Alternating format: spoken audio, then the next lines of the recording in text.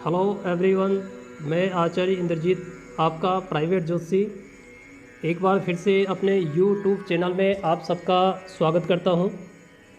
मित्रों, आज मैं एक ज्योतिष संबंधित विशेष प्रकार के योग के बारे में जानकारी दूंगा, जिसको कहते हैं विशिष्ट राजयोग। तो मित्रों, विशिष्ट राजयोग क्या होता है? सबसे पहले मैं बता देना चाहूँगा आपको कि योग क्या होता है। कहा गया है कि अप्राप्तस्य प्राप्तिर्नाम योगः, जहाँ संभावना को संभावित करे उसे योग कहते हैं। विशिष्ट राजयोग ज्योतिष शास्त्र के विशेष प्रकार से बनने वाले योगों को विशिष्ट राजयोग कहते हैं। यह योग सामान्य योगों से हटकर होते हैं। तो मित्रों, कौन कौन से ऐसे ज्योतिष शास्त्र में विशेष योग, विशिष्ट योग हैं, उसके विषय में अभी मैं बात करूंगा। सबसे पहले कमल योग के विषय में बात करने वाला हूं मैं। कमल योग क्या होता है? क्या आपके जन्मकुंडली में या आपके जानने वाले के जन्मकुंडली में यह योग है? अगर योग है तो आप समझ सकते हैं इस योग का प्रभाव जीवन में क्या होता है। यदि सभी शुभ ग्रह आपके जन्मांक चक्र में नवम स्थान तथा एकादश स्थान में स्थित हो तो यह कलश नाम का योग होता है। इस योग में जन्म लेने वाला जातक राष्ट्रपति, राज्यपाल अथवा कोई अन्य सर्वोच्च शासकीय पद प्राप्त करने वाला होता है। आप भी देखें अपनी पत्रिका में, अगर ऐसे योग हैं तो आप समझ सकते हैं कि आप अपने जीवन में सर्वोच्च पद प्राप्त करेंगे। चलिए, दूसरा योग कमल योग के विषय में बात करूंगा। कमल योग क्या होता है? ज्योतिष शास्त्र में कहा गया है, यदि सभी ग्रह प्रथम, चतुर्थ, सप्तम तथा दशम यानी कि संपूर्ण ग्रह केंद्र में अगर स्थित हो तो कमल नाम का योग होता है। इस योग में जन्म लेने वाला जातक मंत्री पद अथवा उच्च पद को प्राप्त करता है तथा बड़े बड़े लोग उससे परामर्श लेने के लिए आया करते हैं। इसी को नगर योग भी कहते हैं, यानी कमल योग को नगर योग भी कहते हैं। तो मित्रों, तीसरा योग सिंहासन योग है, जिसके विषय में अभी बात करूंगा मैं। यदि सभी ग्रह द्वितीय भाव, तृतीय भाव, षष्ठम भाव, अष्टम और द्वादश भाव में स्थित हो तो सिंहासन नाम का योग होता है। इस योग में जन्म लेने वाला जातक राज्य सिंहासन को प्राप्त करता है, यानी राज्य तुल्य अपने जीवन को व्यतीत करने वाला धनाढ्य होता है और लोगों में अपना वर्चस्व बनाने वाले लोग जातक होते हैं।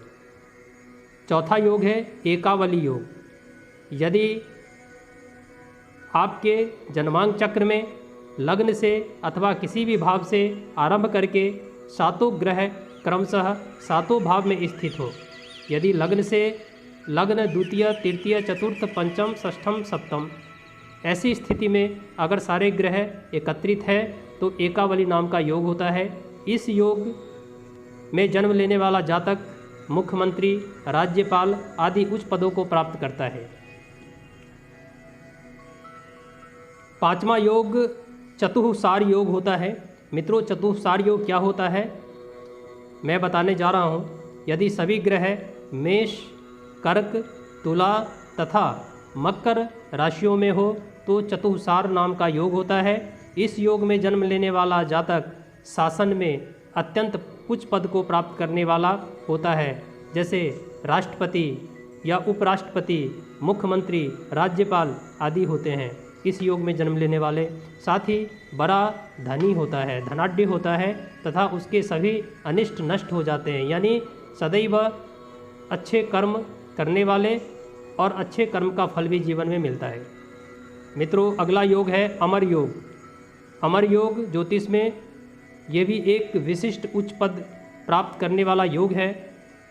मेष अथवा सिंह लग्न हो, किसी भी जातक का मेष लग्न या सिंह लग्न हो तथा सूर्य केंद्र अथवा त्रिकोण, केंद्र 1, 4, 7, 10 या त्रिकोण 5, 9 इन भावों में अथवा चंद्र वृष या कर्क का होकर द्वादश अथवा अष्टम भाव में बैठा हो तथा इन पर सूर्य अथवा चंद्रमा पर गुरु की दृष्टि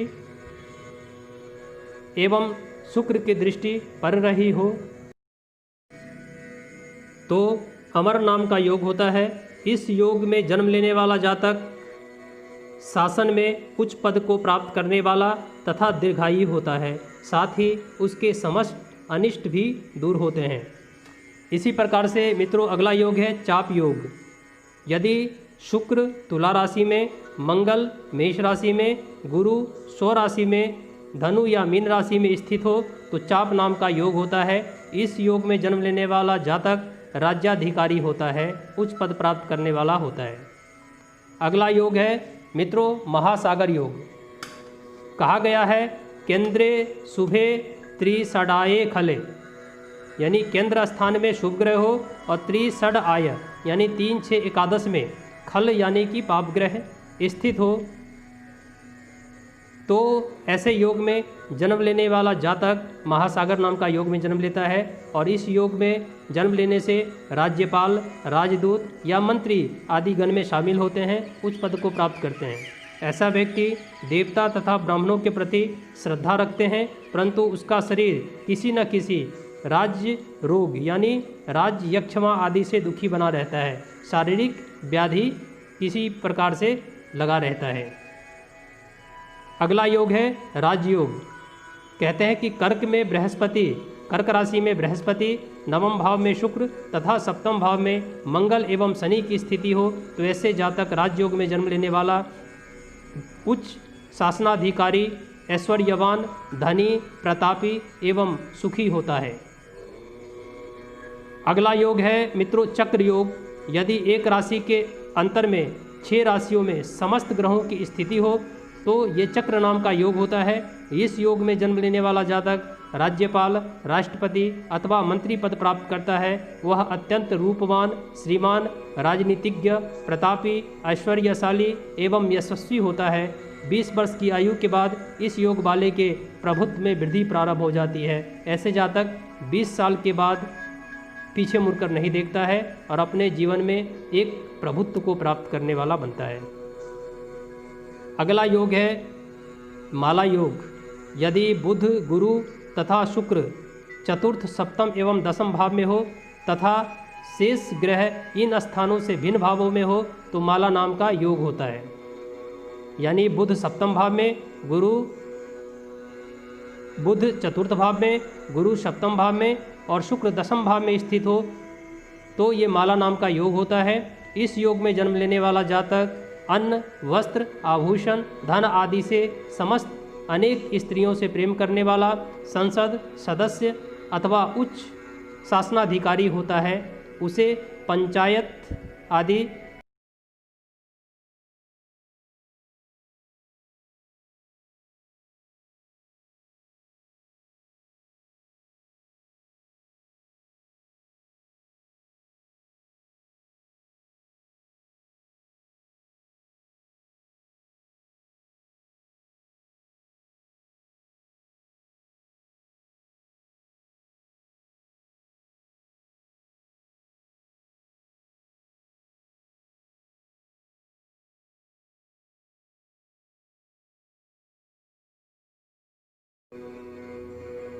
के निर्वाचन में भी पूर्ण सफलता प्राप्त होती है।